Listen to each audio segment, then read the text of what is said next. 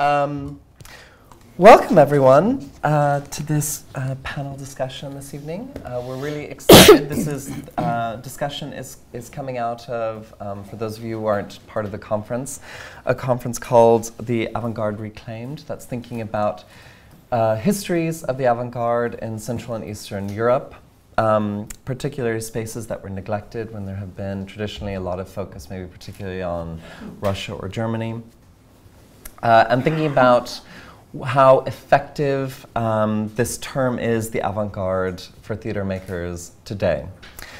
So we have two speakers from very different backgrounds, very different cultural perspectives, generationally very different. So we're really excited about a kind of broad scope of discussion around this term. So first I'll introduce Alvis Hermanis, is a theater director from Riga.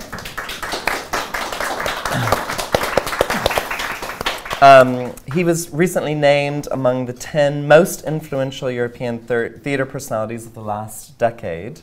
And he has had works in pretty much all of the major European theater houses. That was at least 10 years ago. This is a little bit outdated information.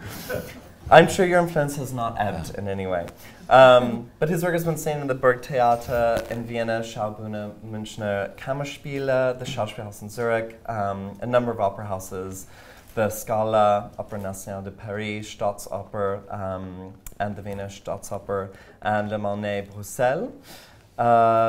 Some of you may have seen his work in the UK at the Edinburgh Festival. He's also been in Avignon, and has won an enormous number of prizes. I won't read all of them. Since 1997, he's been the artistic director of the New Riga Theatre. We also have Ellen McDougall, who was just appointed last year, was it, as the artistic director of the Gate Theatre in London. She was formerly part of the Secret Theatre Company at the Lyric Hammersmith, associate director at the Gate, and an associate artist at ATC. And I believe you also trained with Katie Mitchell and with Marion Elliott, and was director in residence at the National Theatre Studio in London. And she received an Arts Council International Development Award in 2012 and Rump for the JMK Award in 2008. So welcome as well to Ellen. Thank you. What we were going to start with, because we assumed, maybe wrongly or rightly, that an audience in London may or may not be particularly familiar with Alvis's work, since it's only ever been shown at the Edinburgh Festival. So we were just going to start with Edīte running through a few images from his oeuvre.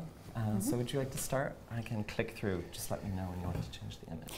We decided to start with a small presentation in the presence of the object. I have to say that Alvis Hermanis for Latvian theatre and even for East and Central European theatre and German-speaking theatre is a director whose directions are a series of smaller or greater revolutions. I suppose you are a revolutionary. It's hard to be a good paid revolutionary, you know. Normally, revolutionaries, real revolutionaries, are very soon put in the prison or killed.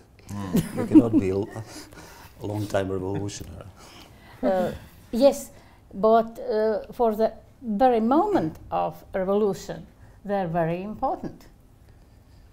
All they do, all they think, all they propose for the others. And I have to say that first revolution was made in 1993, when he staged his first performance with a long and difficult title, Like a Calm and Peaceful River is the Homecoming. In this production, he totally split with the psychological theatre we have used to. He didn't rely on psychology at all. He relied on subconscious, on sexual desire, and it was very strange. And I have to say that we can't understand this kind of theatre for the first 2 or 3 years. But paradoxically, he became internationally renowned with the psychological theater. And this is the production, Gogol's play, The Inspector General, that I suppose is psychological theater. It's not a realistic theater, but psychological. And next. And this is the most emblematic production, The Long Life. Also psychological and maybe, but only maybe, realistic production. But it's not the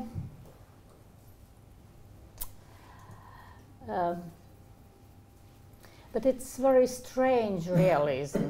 It is the essential realism, because it's a day, it's a one day in a life of 5 pensioned people, retired people.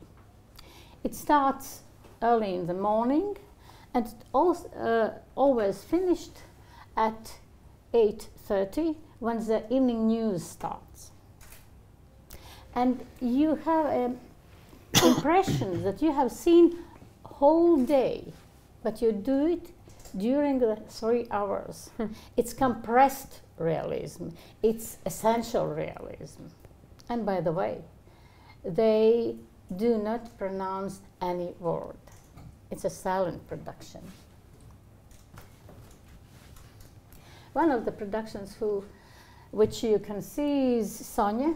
It was shown in Edinburgh Festival too. No, in Edinburgh was A Long Life, a previous one. Ah, this yes. was in Avignon. Also Sonia is a production which is traveled all over the world. In 1912. No, 2012. 2012, of course. 2012. He is not more than 100 years old. In 2012, Alvis Hermanis became an opera director. And he usually said that in opera, he is not a director, he is a scenographer. But actually, he is lying, because he always is a director. He built a production, very multi-layered production with different narratives. This is his debut in Salzburg Festival, Die Soldaten by band Alvis Zimmermann. Next, Zimmer. Approximately at the same time started his so-called Russian seasons in Germany. But it would be better if you speak about your Russian seasons, about your interpretations of Russian classics in German theaters. But it's a very important part of his directing. In 2014, he staged Jenůfa in Brussels Le Monet and then in Poznan Theatre Ville. This is one of his most beautiful production, Brodsky Baryshnikov. Mikhail Baryshnikov is not acting. He is not dancing.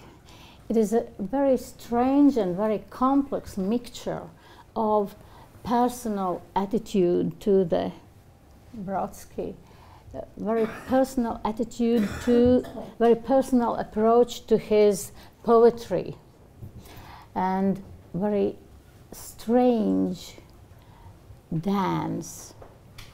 He is not dancing in the classical meaning of this word, but he is making the word, he's putting the word into flesh, into himself, maybe some kind of that And the last one slide I want to show you is the also very complex and very interesting multi-narrative production of the Damnation of Faust in Paris Opera. If I have to define his art in 2 or 3 words, then this word would be beauty, of course, time, and harmony. And nevertheless, he is a revolutionary. And his every step is something absolutely new. He is absolutely unpredictable. And when I'm going to his production, I know that it would be something that I can't even imagine. So, do you feel yourself like a revolutionary? Or do you feel yourself like an avant-garde artist? Do you see me if I'm sitting or that I'm standing? I think we can see whichever you prefer. May I sit, yeah? First of all, when I got this invitation to come and participate, it seemed to me a little bit senseless because I must say that theater artists nowadays, they don't really think in those terms of being avant-gardist or not. I would say even more that I must disappoint you probably that I think the total majority of theater practitioners, they are living in very happy ignorance about history of avant-garde theater, and each of them feels, because you know, the theater is something what is after every 20 years everything is forgotten, and every young artist feels a big avant-gardist and is happy about it. Of course, somehow being an artist, it all automatically somehow involves the idea to be innovative. So everybody, of course, wants to be innovative. Doesn't matter how old and how experienced he is or her is. Again, it's I don't know really what is your speaking about in terms of lexicon, how you are using word avant-garde, being as an aesthetical concept or being in the resistance to mainstream, or being how to say aesthetically against in the position of resistance, or socially and politically against it. It depends, yes.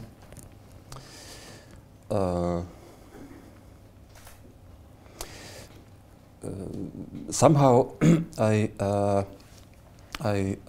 believe that for me, myself, I would prefer the explanation for this term being avant-gardist to be against mainstream, to be against mainstream. So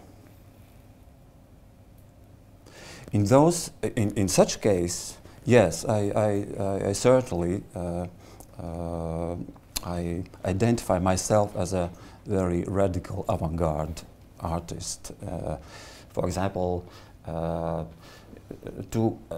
after 2 weeks I will start my next production in Munich Residenztheater, which is Chekhov's Seagull, and I know already that my actors will be dressed in historical costumes in middle of German theater context. Of course, it's radically avant-garde. Ellen, do you want to take that up maybe and think about, first of all, the term avant-garde coming out of a professional British context. Is this a term that's useful, or is this a term that feels outdated, or something that isn't in current sort of circulation?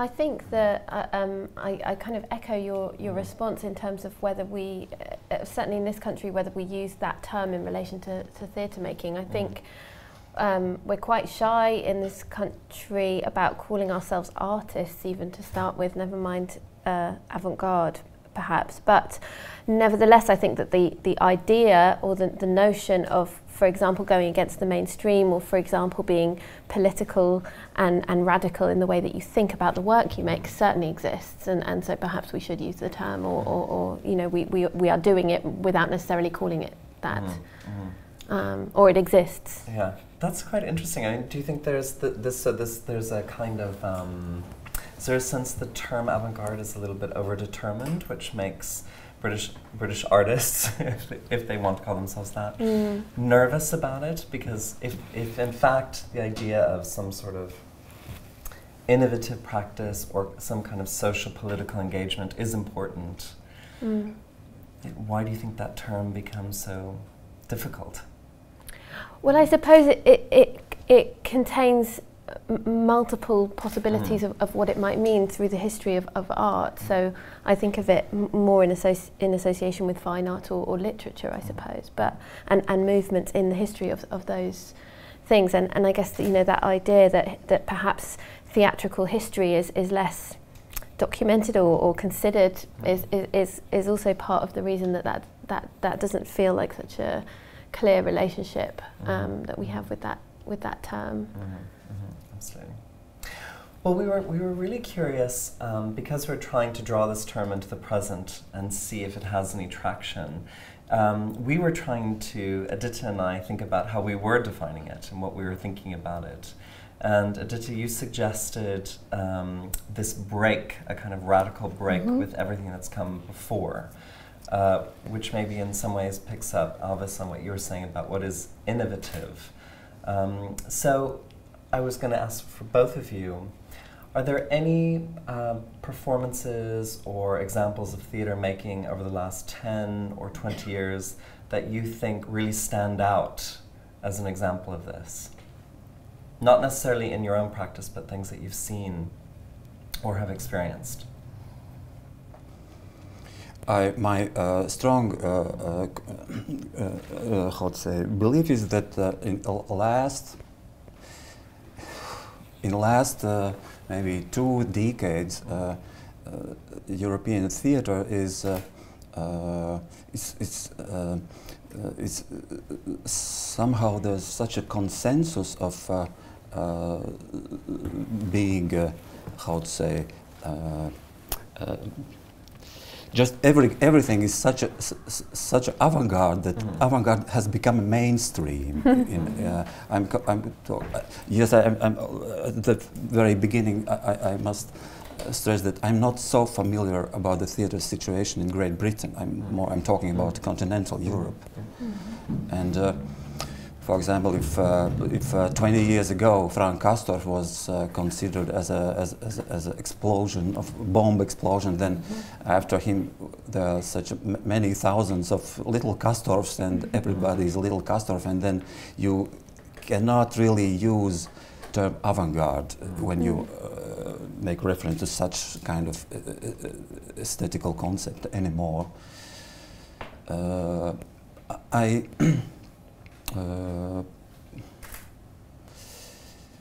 Yes, no, how to say, I think maybe we are unfortunate that we are in 21st century. We are living in such a theater context that all the big aesthetical fights has exhausted, has been all the revolutions are over, and nowadays we are living in very different theater context, and I somehow believe that we are approaching times when will be historically the situation will develop to such a point that there certainly will be a new theatre, a reason for new theatre revolutions. I I try to define it. I will try now. Yes, and first of all, I must say that recently my own theatre interests are about acting, professional acting, because I still have this old-fashioned and conservative understanding about theatre, that most important central element of theatre is an actor, personality of actor. Actor as a high-skilled professional and personality at the same time, which stands in the center of the theatre evening, which is something what is under question nowadays. Because I must say, from my own experience, because I have a chance to work in many countries and in best houses, theatre houses, I could say, and I can say myself that quality of younger generation actors are dropping and dropping. That's, for example, when I work especially abroad, I always prefer material where a cast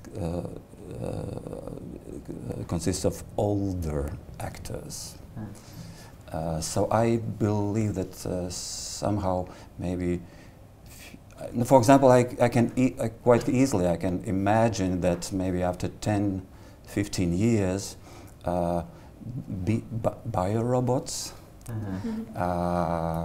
will be important part of theatre, and I'm serious. I believe that any theatre director could, after 15 years, probably for his play cast Marlon Brando and Meryl Streep and push the button, and they will speak in their own language, and what is most credible, it would be very emotional theatre, because you know puppet theatre sometimes is much more emotional than theatre with the live actors. So I believe that future challenges for theatre could be in territory of what makes us human beings special, what makes us human beings different from those zombified monsters and yes, so my own theatre interests, especially now, they are totally focused on the how to make theatre human, more emotional, more yes, I would call it ecological theatre, if you would like. You just started to teach in your own actor studio. What are you teaching to them? Yes, I just 2 months ago I started first time in my lifetime. I became a teacher. What is interesting, by the way, if we're speaking about acting technologies, acting methods, then young artists and even beginners, they never heard about Meyerhold, about Brecht, about Grotowski, but the very situation of playing, being in a situation of playing, is already somehow automatically they are very avant-gardistic in whatever it means. They are easily somehow just like children are playing. Yeah,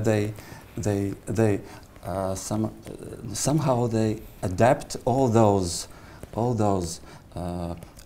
historical theatre, how to say, techniques.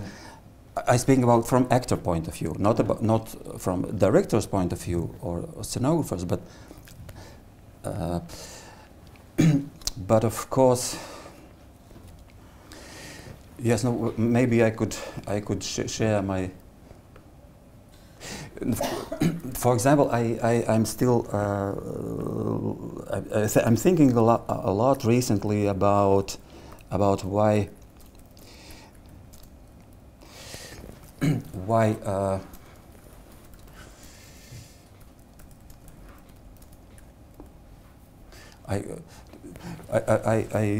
I can tell you one anecdote from my recent practice. I was staging a year ago in Schauspielhaus Zürich Bulgakov's novel Dog's Heart. And in first few days of rehearsing process, we got a real conflict, real crisis, because part of the actors, those are German actors,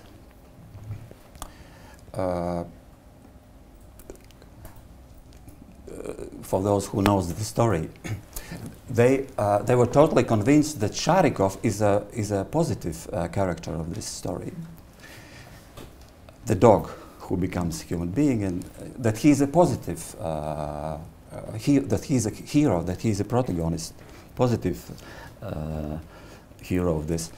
And this bourgeois professor Preobrazhensky is, of course, how to say, of course he is a evil one.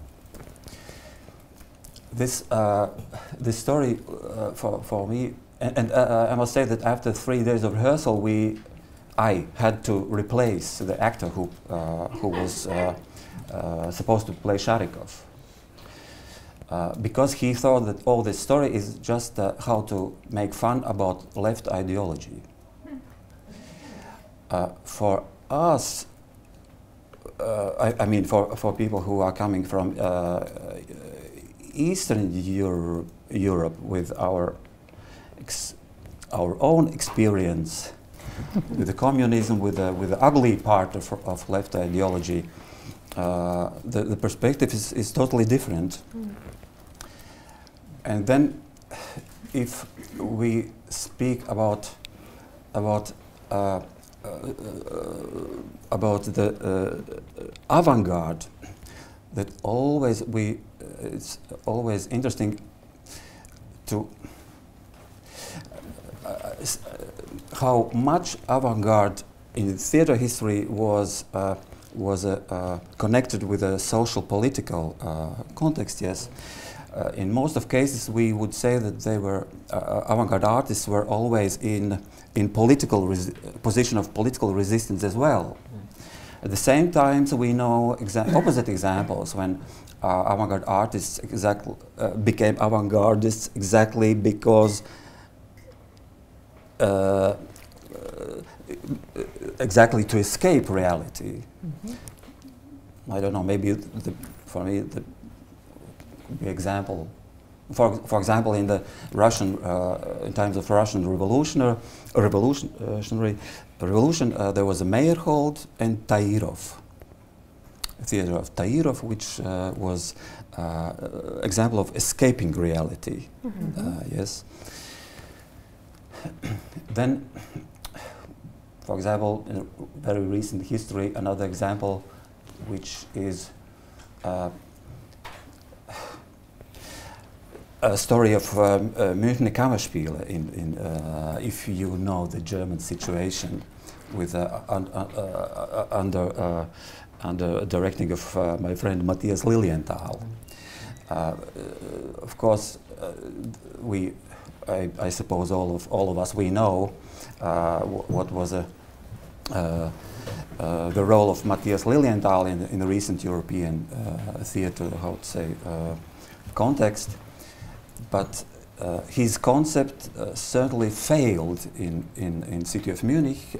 Failed first of all in terms of box office. Yeah, it was just a disaster in terms of box office.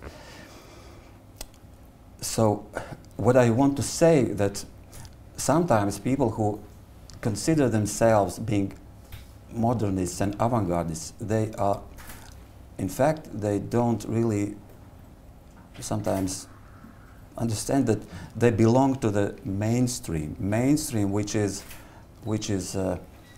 boring and old-fashioned. So this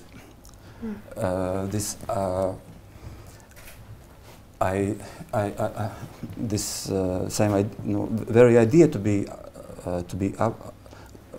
be against the mainstream, you have to reinvent and reinvent again and again.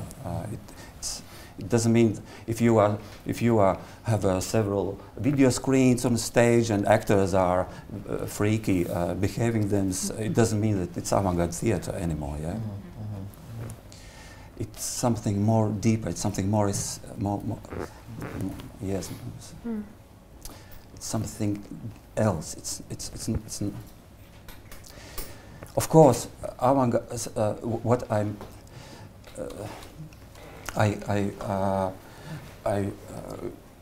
Of course, I'm aware that historically there has been such a great avant-gardistic aesthetical concepts which are unfortunately lost. For example, I would pay very big price for a theater ticket to see how plays of Moritz Maeterlinck were played when they were staged the first time, in the concept of symbolism, aesthetical concept of symbolism of 100 years ago, and this information is simply lost. I remember a long time ago, once I spoke with a very old lady. She was old enough to remember seeing productions of Meyerhold herself, and on my question, what do you remember? What is your what you remember first about? And she said, in first sentence, she said about Meyerhold seeing Meyerhold production. It was so beautiful. You see, it was about it was first of all aesthetical concept. Yeah. In fact, honestly speaking, I really believe that real artists always are playing on the grounds of metaphysics. Those who use art only as a social political instrument, those are, in my opinion, they are always belong to this average group. But real artists, they are always about aesthetics. Aesthetical concept it makes sense first of all. I might just ask you to pick up and say there might be points of overlap where you see, or points of departure that are quite different from the context you're working in. Yeah, well, I guess I was going to start by going back to where you began in terms of the kind of context in which I'm working, which is mostly the UK. To say that I guess here we maybe do have a more I don't know, identified mainstream, which means that it creates a space for people to react against that, and perhaps it's in those spaces that we're seeing the kind of radical or more avant-garde things, because they have a really clear thing to kick against. And I guess my interpretation of that is that here a theatre sits somewhere between art and entertainment, which means that the mainstream has a kind of capitalistic and commercial driven set of requirements. So making experiments or trying new things is highly risky, because there is a kind of box office consequence to those not going well. So in the bigger spaces, in the more mainstream spaces, there are a set of rules of how we know what we know works, and so we repeat those things. And then perhaps it is in the companies and smaller spaces outside of that where that risk is less or different. You know, that you might see that invention happening, then of course it's being picked up by, you know, those trends then do start to see them in the more mainstream spaces. And then the next thing I suppose I was going to reflect on was that relationship we have with the culture that we're in. And I guess to me, something to do with this notion of the avant-garde is to do with finding new ways to express what it means to be alive, and being able to depart from an idea about tradition. And I suppose one of the preoccupations that I have, and that I feel like is reflected in the experimental theatre some of it anyway, that you see, is this idea that, and I suppose it goes to the thing you were talking about in terms of the digitalization of our culture and whether we will in fact end up with robots performing as actors. And for me, one of the kind of most basic radical things about theatre is that we all sit live in a room together and we kind of agree to not look at our phones and we agree to not be in other places, and actually purely that in itself, to me, feels like a radical gesture in the context of the world that we're living in right now. And I guess, you know, I don't know how, I trip up on this notion of avant-garde, because what is really ever new, and, you know, in a way, is that going right back to what the origins of theatre were at the very beginning of time before we had all this other stuff. So I don't know if that's necessarily new, but that certainly feels like a important thing that means theatre still has a place in the world, because it's one of the very few places where our contact with one another is not mediated through a digital platform in some way.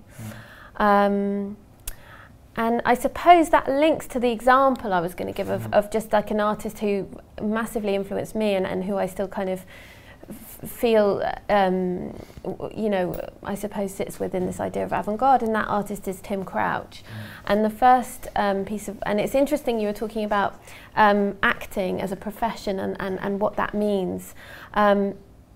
The first piece of work I saw by Tim Crouch absolutely rejected that idea in a way, and what we looked at was Tim, so it's a piece called An Oak Tree, so people might be familiar with it. Tim is on stage and he's written a story, and the other person in the story is a different person every night who gets given a script to just read the text. So whatever that person does is the show. There's no rehearsal, there's nothing else. And I suppose one of the things about, I saw that was made, I think about 13 years ago. I think I saw it in about 2005. And to me, one of the things that was radical and exciting about that was that it stripped away this notion of a kind of professional theatre and kind of got back to an essential idea about human beings in a room together. But at the same time, we were being asked to imagine a story that was in no way visible to us in any literal sense. And those two things happening at the same time, so the basic idea of An Oak Tree is based on a work of art which is, and I forget the artist, but it's based on a piece of art that is a glass of water, a picture of a glass of water, and the piece of art is called An Oak Tree. And so it's about this idea that we can imagine something different to what we see in front of us. Yeah, so that was my example, I suppose, and I see that it certainly has massively influenced the way I think about theatre, or what I want to see, what I get excited about.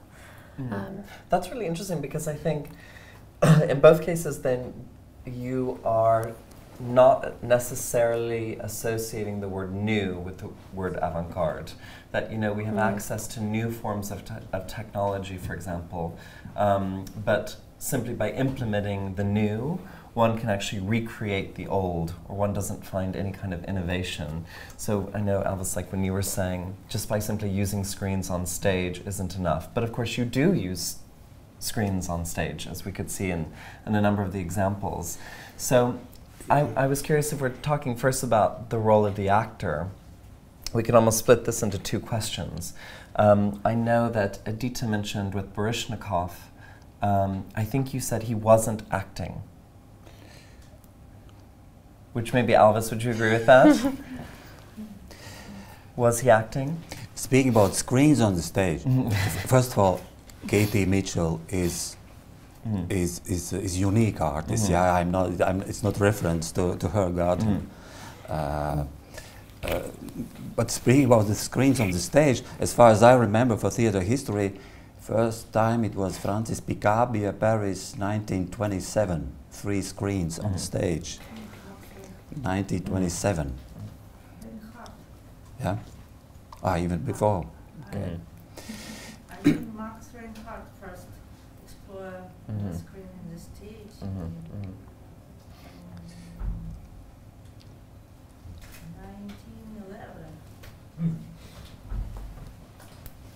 1911. All right. There you go. And what was the question?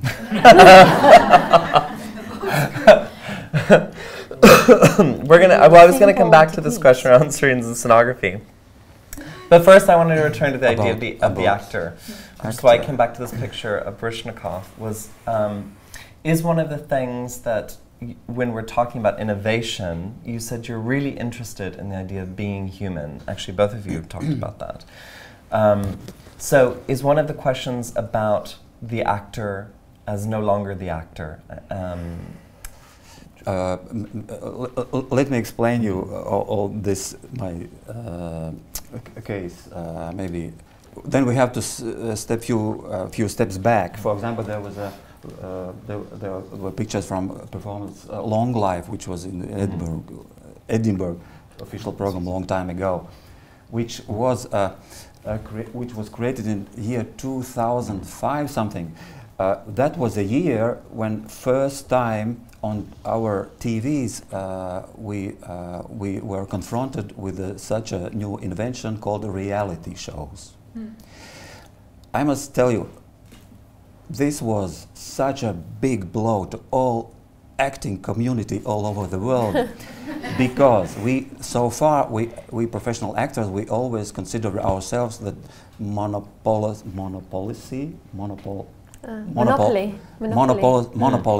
of imitating the reality belongs to us.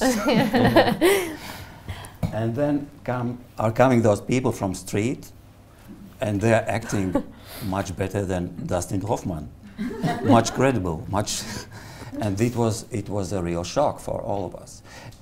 And that was the context how I myself started as well to think what makes professional actors better than people from street. And this performance Long Life was invented as a kind of reality show one day in communal apartment with old people, but those old people were not, they were young actors, performing without makeup even, yes. So it was kind of a reality show, but it was a very artificial reality show, and only high-equipped professionals could materialize this idea. Yes, of course, I would easily could invite some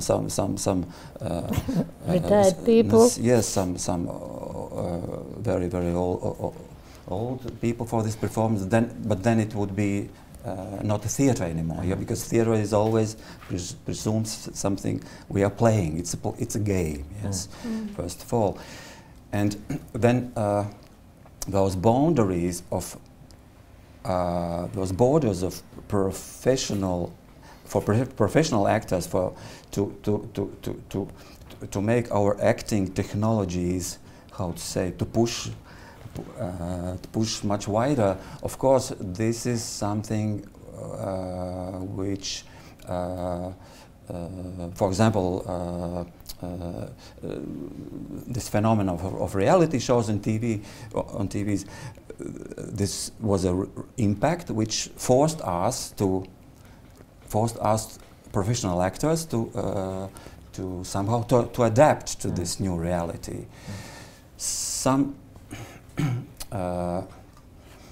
But then, of course,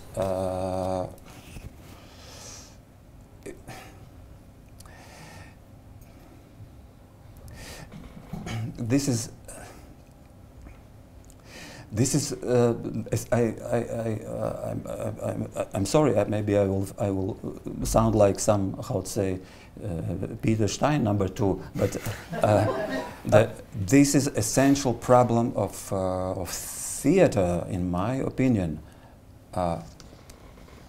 What to do with professional actors? How to educate? How to make them? How to get back this power? I know in Great Britain you have a really good actors. I know it, but I must tell you, for example, in German-speaking theater where I'm working most of all, German actors, in those working in the best German-speaking theaters, honestly speaking, they are telling me they are not anymore going to watch a theater in other theaters. They prefer to sit home and see to watch Netflix movies because they can see a good acting. In theater, in German-speaking theater, good acting is not anymore, how to say, no, at least this is not a from point of view of actor, and I think from audience as well. This is not anymore the central question. Somehow I have some explanations why it is so, but yes, I believe that those things what you in this conference are those theories, what ideas, what you are sharing, those are they are more about directors' theater, yes, about directors' vision of theater. But I'm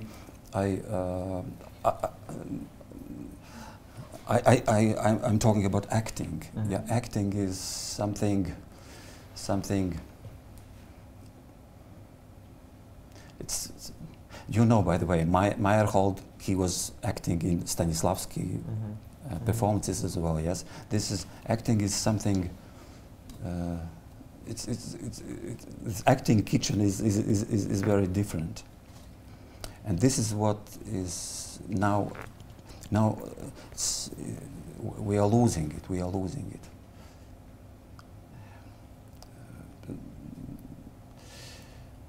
In continental Europe, at least. This is my impression. So we're moving towards the robot, bringing the scenographic, the technological, and the body together, possibly. Now, for example, when I started to teach students, I'm even more convinced that problem is in modern theater is that audience. Let's start with the audience. Audience of theater nowadays we can easily split in two groups: people who are still reading books, and people who are just caressing those screens. And those are two completely different human species. You, as a theater director, when you rehearse a show, you nowadays, in every rehearsal, every 10 minutes, you're thinking for which group, how to solve each scene, each situation, for which group you go. Yes, because in every theater audience now they are sitting two completely different animals. I would say those spectators as animals. And in terms of perception, theater perception, you must treat them completely differently. And I think this is one explanation why younger actors are less and less powerful, and they're simply energetically less powerful. The young actors nowadays, they easily and very, very, very successfully they can manage. They can playing in little theaters, in little spaces, with 100, 200 audience maximum. If they are put on a stage on a big theater where 500 up and more, or young actors, they simply don't have somehow this energetically, the batteries are too low. They are not somehow able to. Again, I'm speaking about my continental Europe situation. Yes, I don't know how it is here. And I think it has to do something with the reading of books. On both sides, on acting side and audience side. Interesting, interesting. Elena, did you want to take that up? I mean, both in terms of maybe questions of acting, but also spectators, the audiences that you're directing for, how you imagine them. I mean, especially now that you've taken over as an artistic director, I imagine that really changes the way you think about the kinds of audiences that you want to bring into your institution. Sure, yeah, I mean, I guess I could start with that. I mean, it's worth, the Gate Theatre has 75 seats, so really it's a room.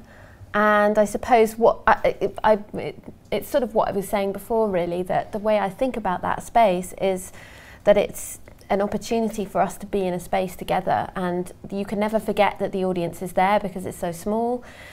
So our relationship with the actor is always incredibly active. We can never hide in the dark at the Gate Theatre, really, I don't think. We always know we're there, and I suppose you could argue that for any scale.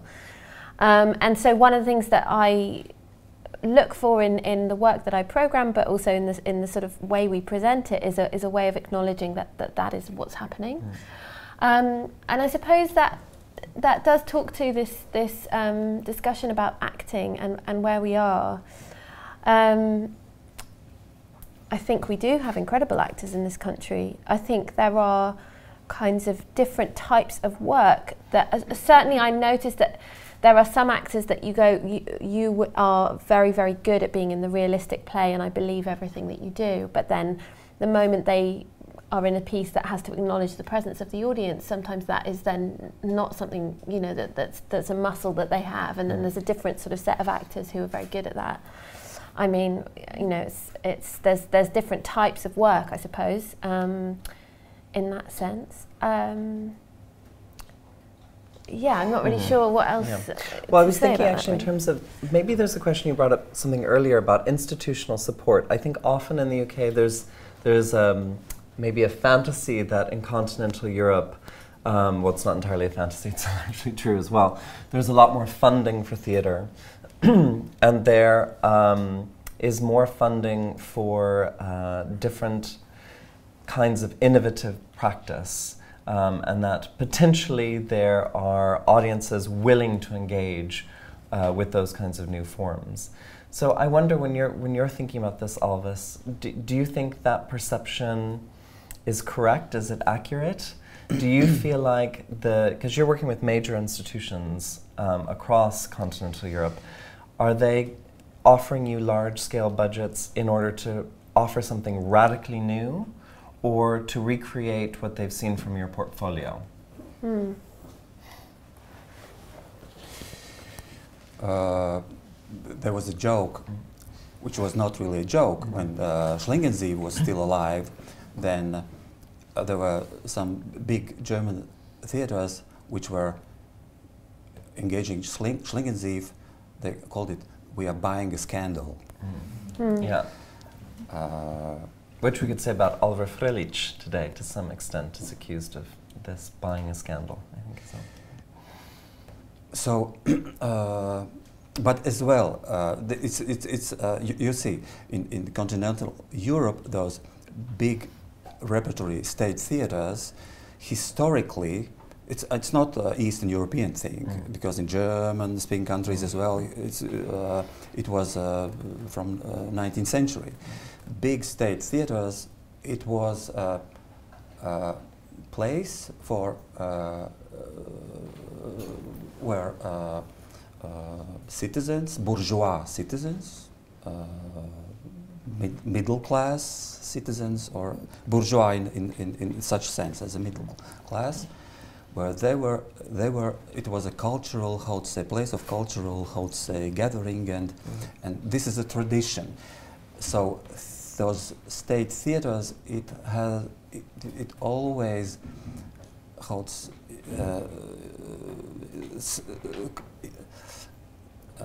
they were not supposed to be, how to say, places where revolution starts. It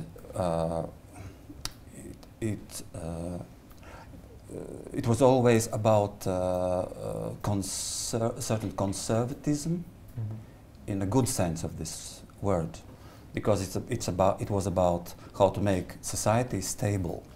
As we know historically, for example, in Germany, in every little German town, on Sunday lunch, there were around the table were sitting mayor of the city, director of the local school, local priest, local doctor, and local theater director. And they were sitting every Sunday eating the lunch, and they were thinking how to make our life even more better, how to improve our social life. And theater was part of this agreement. And that was, I think, that was historically idea why society, taxpayers were willing to support state theaters, because deal was like this: we are giving you money, and you please help us to make our life better in terms of education, in terms of in Eastern European context, theater always was more spiritual experience. Yeah, it's a big difference between German tradition and Eastern European tradition. In Germany, it was always more about politics. In Eastern Europe, it was more not like going to church, but it was almost it was more spiritual experience. Yes, and it still is. In fact, it still is. So to make a theater nowadays, state theaters as a places where revolution starts, it is a little bit senseless. And I honestly, if we go back to this example, what I gave you about Matthias Lilienthal and Kammerspiele, and I'm happy that this experiment failed, because I think that especially nowadays in Europe,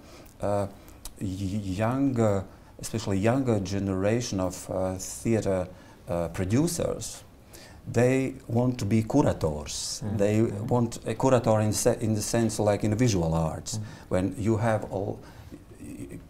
You are probably not an artist, but you can invent. You can use your creative ambitions to,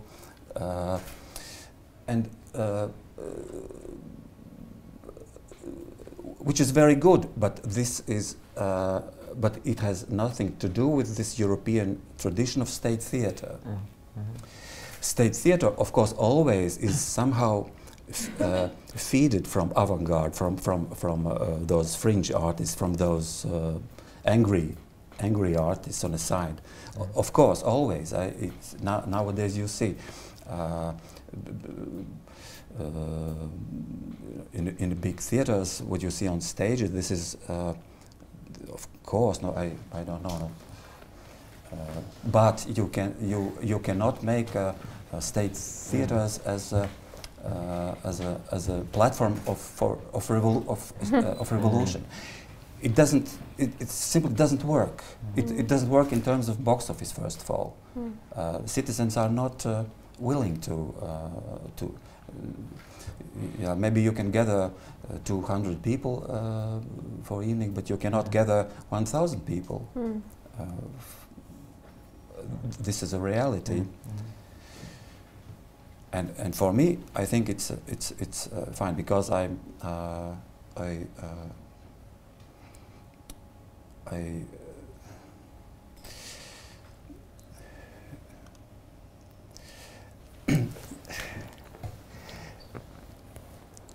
well, maybe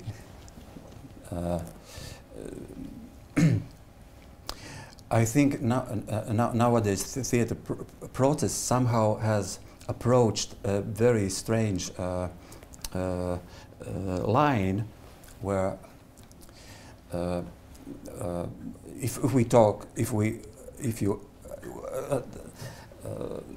I have no other way. I must enter this territory of discussion. In theater, community nowadays, especially in Western Europe countries, my impression is more and more left. If whatever it means. In every country, of course, it has a different context and different meaning. But in many countries, from my point of view, it's less and less. This ideology goes, how to say, goes together with a majority of society. For example, German-speaking theater is a good example. This example what I gave about Sharikov and The Good Dog's Heart, this is just a wonderful example. Theater community, they are representing only one political wing, and rest of society is ignored. They simply don't go to theater. Either they go to operas or and then this how to say this flag in English of flag of being modern, being innovative, being progressive, and this starts to suck a little bit because being innovative, being progressive, this obsession to being innovative nowadays has been such a form of terrorism. I remember I didn't spend a lot of time living in Soviet Union, but I remember exactly that you, as an artist, you were officially accepted only if you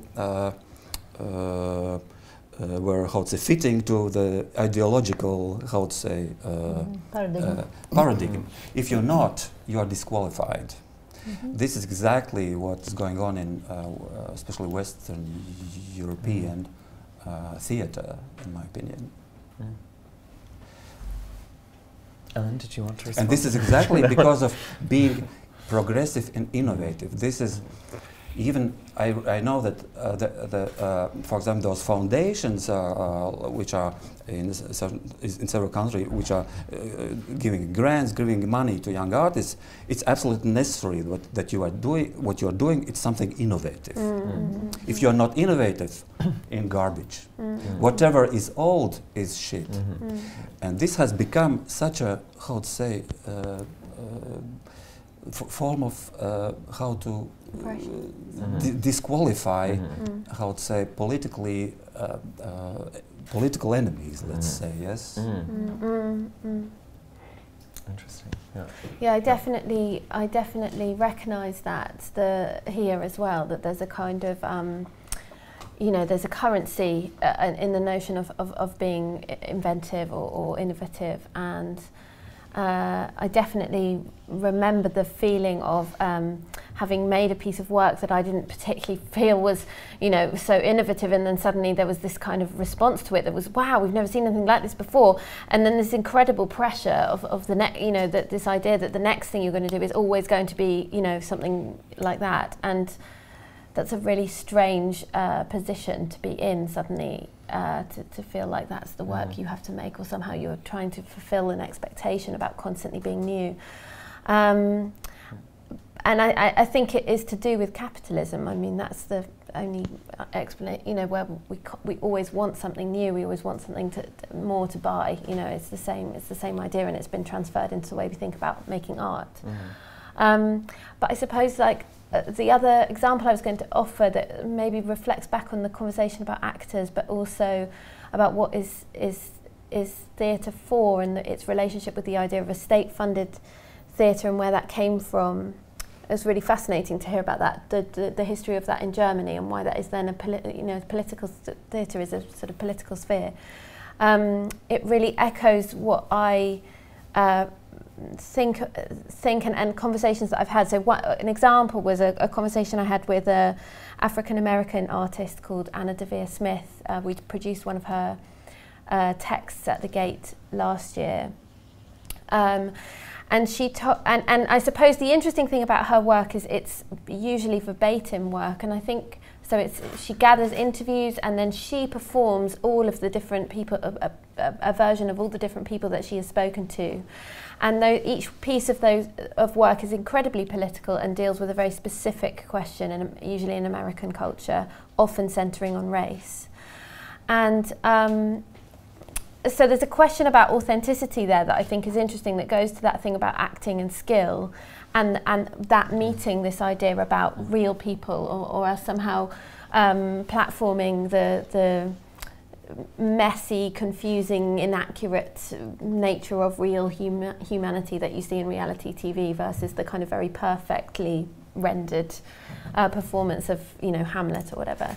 And she has found a way to with incredible skill, also reflect on both of those things. So anyway, it's maybe an interesting example, but one of the things that my conversation with her brought up was, and I think for me this is a useful response to that idea about should we always be innovative, or what does that mean anyway, was an example of she was about to do another research project in Detroit, I think it was, and she had set up all these hundreds of interviews with people about the specific thing that had happened, and just before she embarked on the thing there was a huge riot.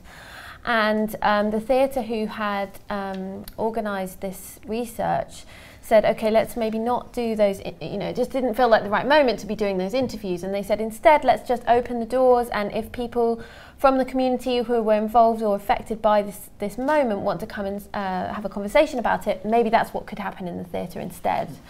And they had to repeat this event for a number of nights because so many people wanted to come into that space because they felt they had something to say about what had happened. And I think it's interesting thinking about that in relation to, is a theatre space the space in which a revolution happens, or is it perhaps the space in which we reflect on what is happening and work out how we can make things better? And so in this case, it became a conversation that was happening in that room.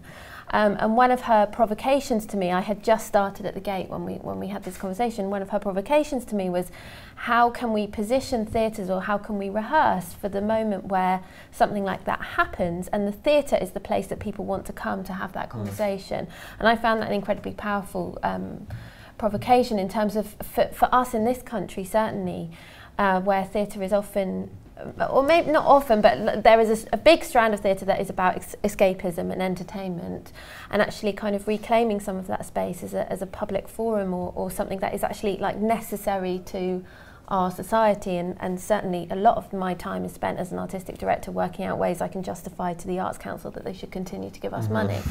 So you know, that's also why I'm probably preoccupied with it. But yeah, that's, I mean, this is something that came up in the conference today as well, was the utopian potentials of the avant-garde as a space in which we can imagine a different kind of future, which I think you're talking about as well, as an intra-public dialogue.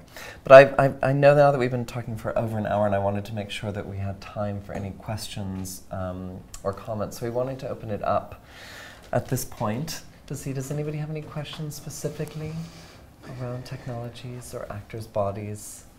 Something specific there? Okay. No? Yes. And then Darius, we can go here. Yeah, please. I was lucky enough to see in Salonika, I think it was all your pensioners.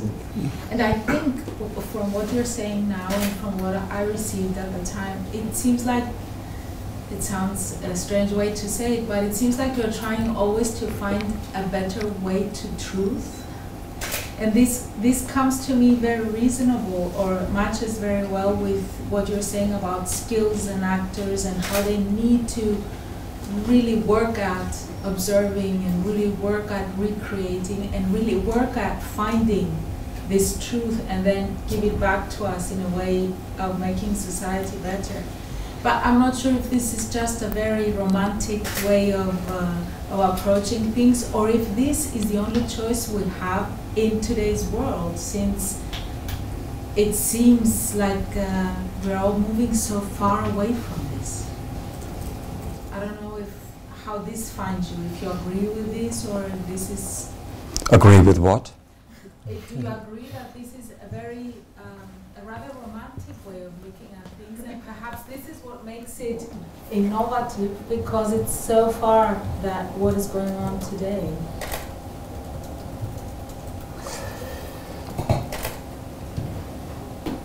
No, I repeat, I certainly feel myself as a opposition. In fact, I prefer be called not avant-gardist or revolutionary, but somebody who is in opposition, and in opposition to mainstream theatre now. and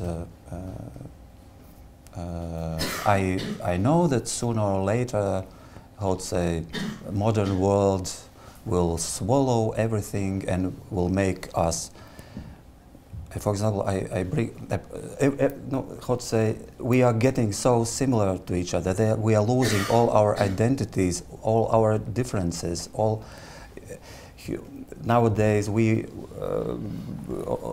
people in every country, they are dressing in same shops. They eat on the internet. We are looking at the same information. We are thinking the same thoughts. We are getting standardized. We are getting. First, I must tell you, I brought to this visit to London my wife. She never been in London. In 2 days we are walking around, and she was first time here in the city. And she saw all those cities. It doesn't make a big difference anymore. Are you in Paris, in Munich, in Brussels, in London?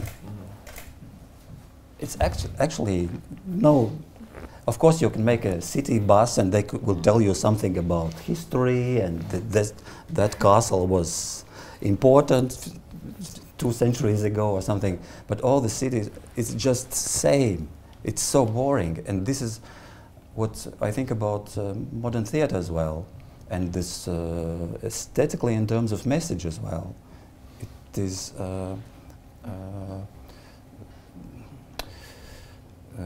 And I believe that the only way how to resist is to go back to the actor.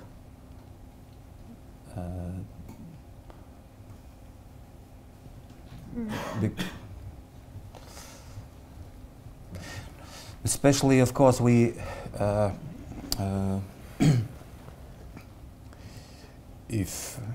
if you are coming from such a country as I'm coming, we in Latvia, we are maybe 1.5 million people who speaks in Latvian language. Yes, and the only way how to keep our language and keep our identity is to be nationalists. I'm sorry, yes, whatever Macron or Merkel says. This is the only way how to keep our culture, our language. Theatre is always about language, always about, of course you can make few performances without text, but anyway, it's all about language. Of course, you are in Great Britain. I really admire you. How such a little country, how you forced the rest of the planet to speak in your language. I still don't understand this trick. I've heard about the sailors and such things, but anyway, it's absolutely incredible. It's because of Shakespeare. I don't believe so. But you see, there are so many little countries which are going under this globalization bulldozer, and this is a way of this way of resistance is about keeping to survive. Yes. But is nationalism really the only form of resistance to that form of globalization? No, of course not. No,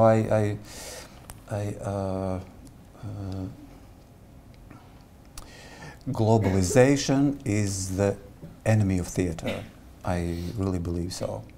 It is like those who are older ones maybe remember, it was even my parents' generation, there was invented such a language, artificial language called Esperanto. I don't know who was father of this idea, but a Polish Jew? Polish Jew from Yes. Ah, very good. So they were trying to how to say, to somehow with the English language to compete. And this was by scientists was invented language which would be most simple for everybody to understand and talk. It was some mixture of Latin, Spanish, English, yeah, maybe Polish, I don't know, and which and this experiment failed, yes, But there was the times when it was like a fashion. My parents told me that everybody was learning this Esperanto language. And this is how looks theater scene nowadays. Nowadays you cannot, looking on stage, sitting in performance, you cannot make any more sense where those artists coming from, where this director comes from, unless by language, yes. Otherwise, there are no qualities which makes difference. It's I'm generalizing, of course, this problem. There are exceptions, but that's true. Globalization makes theater scene flat and boring. You must resist somehow. But there is one part of theater that is really innovative now, even in 21st century, and it is opera. And there are so many directors from dramatic theater, Krzysztof Warlikowski, Romeo Castellucci, Katie Mitchell, who are rushing to the opera. Edīte, in opera, those singers, however beautifully they sing, you cannot seriously consider them as a professional actors. Sometimes you can. Actually, nobody has any serious acting education. Some of them have this natural talent. I worked with Anna Netrebko, Placido Domingo. Barbara Hannigan. They have. She is an actress. She maybe is. She was educated as an actress. Probably. I don't know if so. she is educated, but when you look at her, you see that she is an actress. She is also acting, not only singing. They take seriously director until the first orchestra rehearsal. No. It is. Darsh, I know you have. We're going to take one last question before there's wine waiting for us back there. But many things. I was lucky enough to see more of a Long Life, also by Gorky and Sound of Silence, and I think that if Bryce is asking a question, if nationalism is the answer to globalization, I think that you found the answer in your performances, because your performances are about small differences, about small things that differ us from each other.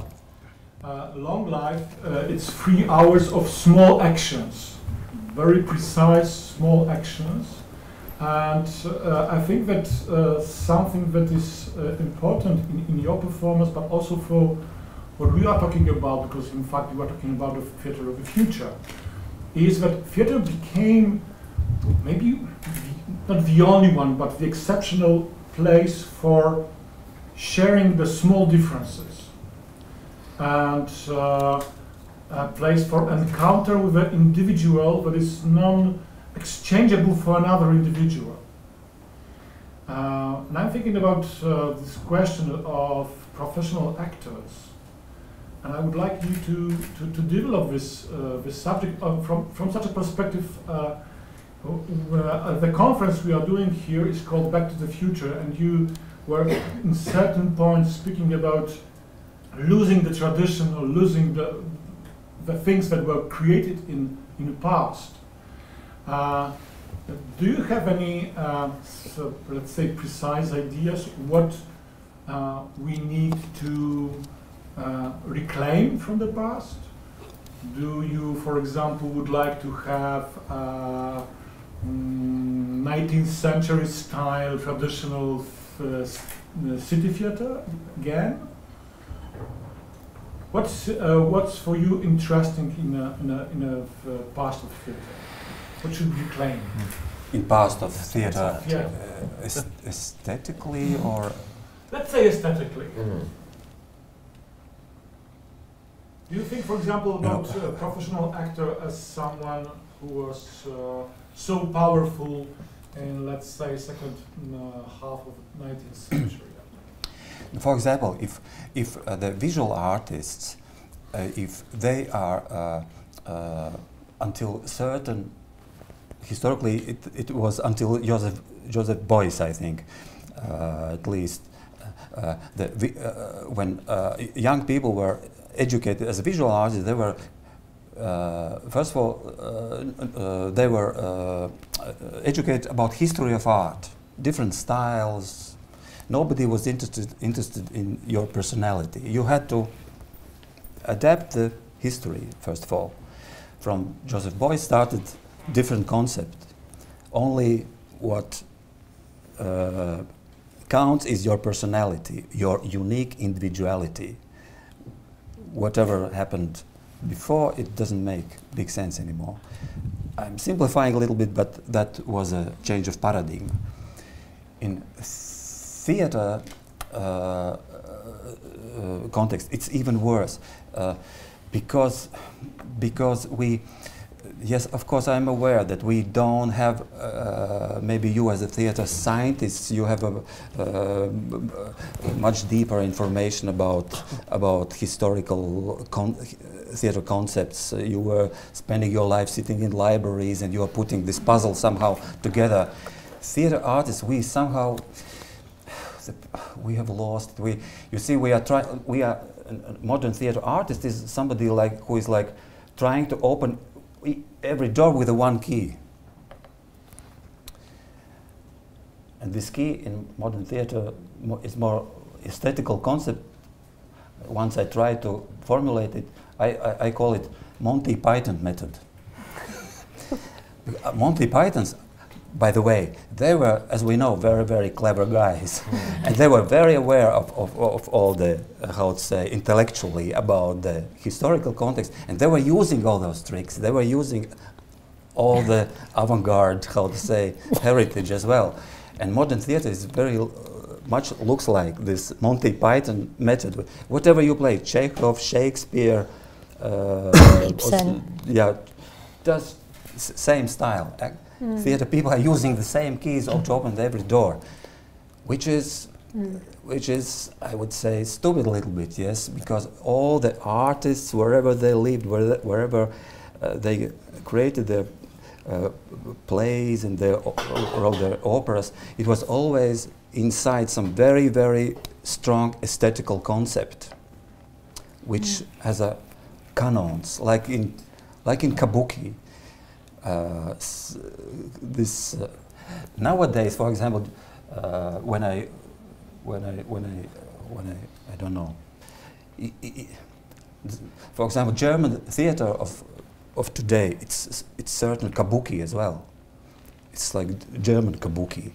There are special, how to say, frames inside. Only inside this frame you are trying to solve every aesthetical problem, which is not really serious. That's why I'm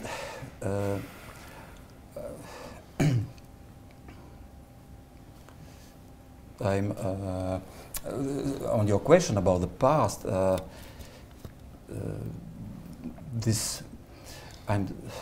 I think theater artists should little bit, how to say, make effort to become like archaeologists.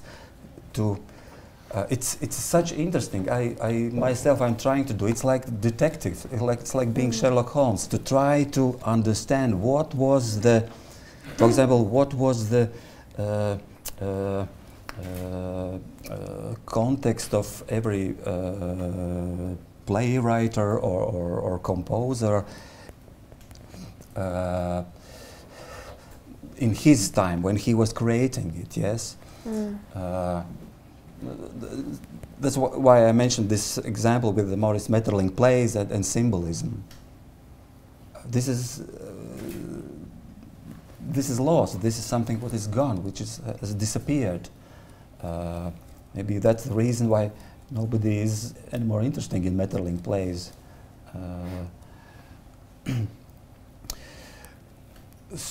So, first of all, yes, about this, about speaking about past, what is inspiring to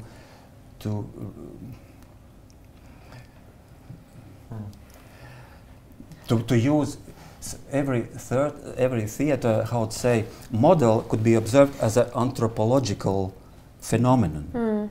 Now, for example, part of my big nationalism is that part of it it is that I'm equally fascinated by all the other nationalities. And whenever I do performances in other countries about other people, for example, I made performances about Russian village people once in Moscow. Everybody thinks that about Russian classical writers, that Lev Tolstoy, Chekhov, Pushkin, that those are representing Russian culture, which is in fact not true. Those are aristocrat people who were educated by babysitters who were German or British or French.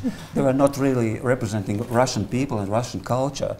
And once I made performance about Russian, based on Vasily Shukshin's stories, and I took those very, how to say, famous and celebrity Moscow actors to Siberia, to Russian village to explore this situation, and we try to find out some authenticity about being Russian. Or I made performances about Hasidic Jews, about Austrians, about Americans and other nationalities, trying to always to observe it as an anthropological model. In each times, each spaces, every person, every human being is somehow representing certain anthropological phenomenon, and then it becomes really interesting. And this is unfortunately what is disappearing. Yeah. Ellen, in the spirit of Back to the Future, anything to recover from the past? Yeah. Well, I guess I was going to just reflect on that a bit and say as well, there's something about as theatre makers now, or what we're doing is there's something I think in resisting the notion of what is fashionable and understanding what has integrity and what is how we're going to be in conversation with the world that we live in, rather than trying to please or be fashionable. But in terms of the Back to the Future, I suppose one of the things I found inspiring when I first came across it is a very unfashionable writer from America called Thornton Wilder, who wrote an essay that was also kind of in its own way a Back to the Future essay, where he discusses the 19th century theatre and his sense that this movement in theatre, as he witnessed, was a way to enable people to not connect with what was happening on a stage. So he talks about box sets and realistic images and all of that as a way of enabling the audience to see people who were over there and not us, fundamentally, so that we can not actually have to implicate ourselves in what is happening. And he talks about his desire to, and if you know his plays, you'll know that this is what he was trying to do, strips that away to regain a sense of us actually being implicated in what we're watching. And he talks about Shakespeare, there's barely ever a chair needed, and the Greeks the same. And you know, I suppose that goes to what I'm interested in, which is that idea of a shared space and us being implicated rather than being able to look at it and not feel that we are in some way involved, or that we need to engage with it, that we can somehow walk away unaffected by what we've seen. Yeah, so that was my example, I guess. Yeah. Thank you both. Thank you. We're out of time for that. We are going to have I'm going to invite you for a glass of wine, and then maybe in about 5 to 8 minutes, just return for a book launch for the reclaimed Avant-Garde, which is for sale for £8 if you'd like to buy a copy during the break. There'll be someone up here. If it's true that in fact the Avant-Garde arises at a time of tremendous or radical political instability, now is the time in Britain it seems right for us to recover it. Thank you both, thank you Alvis, and thank you much Ellen. This was a fascinating discussion. We really appreciate it.